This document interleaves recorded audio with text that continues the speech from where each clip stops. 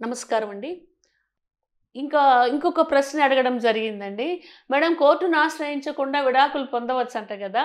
మరి ఏ రకంగా పొందాలి? అసలు కోర్టులకెళ్ళకుండా విడాకులు పొందే అవకాశం ఉందా అని చెప్పేసి అడుగుతున్నారు. కోర్టులకెళ్ళకుండా విడాకులు పొందేటటువంటి అవకాశం లేనే లేదండి. ఎవరైనా కూడా కోర్టు ద్వారానే విడాకులు పొందితే అవే లీగల్ డైవర్స్ కిందకొస్తాయి. అలా కాకుండా ఏదన్నా బయట మాట్లాడుకొని విడాకులు తీసుకున్నాం మేమని పేపర్స్ రాయించుకుంటే అవి లీగల్‌గా వాలిడ్ డైవర్స్ అవ్వవండి. కాకుంటే మనకొక ఎక్సెప్షన్ ఉన్నదనమాట.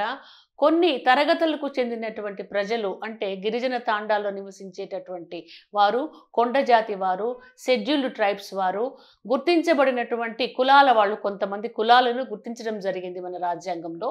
వీళ్ళు మాత్రము కస్టమరీ డైవర్స్ తీసుకునేటటువంటి అవకాశం ఉంటుంది. కస్టమరీ డైవర్స్ అంటే వాళ్ళ కుల పెద్దల పంచాయతీ ద్వారా వాళ్ళు విడాకులు పొందేటటువంటి అవకాశం ఉంటుంది.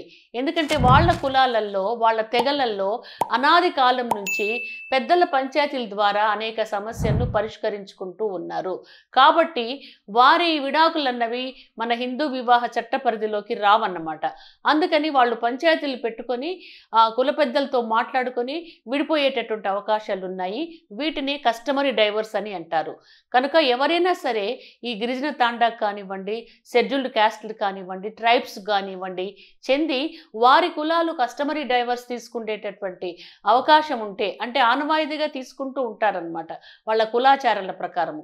ఆ రకంగా వాళ్ళ కులంలో ఆచారంగా వస్తూ ఉంటే ఎప్పటినుంచో ఇది ప్రివైల్ అవుతూ ఉంటే కస్టమరీ డైవర్స్ ద్వారా వాళ్ళు విడాకులు పొందే అవకాశం ఉంటుంది.